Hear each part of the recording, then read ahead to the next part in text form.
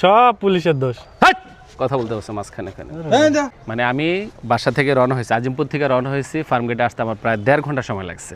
পুরা রাস্তার মধ্যে জ্যাম এবং হিউজ ট্রাফিক ছিল রাস্তার উপর, আমার প্রচুর সময় লাগছে ভাই কয়ে লাভ নাই, এ সব পুলিশের দোষ ভাই। হ্যাঁ, এরপরে কাহিনী শোনো।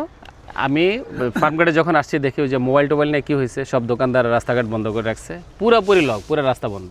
ওই সব পুলিশের কার্যক্রম ভাই, মানে কিছুতে কিছু হইলি মানে রাস্তা বন্ধ করে রাখে। ওইখান থেকে কোনো রকম জ্যামটা ছাইরা বাংলা মোটর হয়ে শাহবাগ হয়ে যখন প্রেস ক্লাবের সামনে আসলাম, আসে দেখি অটোলার আন্দোলন করতেছে, পুরো রাস্তা বন্ধ করে রাখছে। পুলিশের দোষে সব। ঠিক আছে, ওইখান থেকে যখন ঘুরে আইসাম ওই যে শিক্ষা ভবনের সামনে দিয়ে আইসাম, আমি জাতীয় সচিবালয়ের সামনে আসলাম, দেখি সেম কাহিনী, আবার শিক্ষকরা রাস্তা বন্ধ করে রাখছে।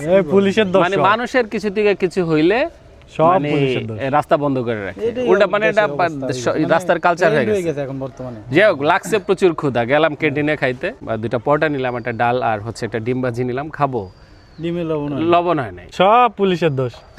কথা বলতে বসে মাঝখানে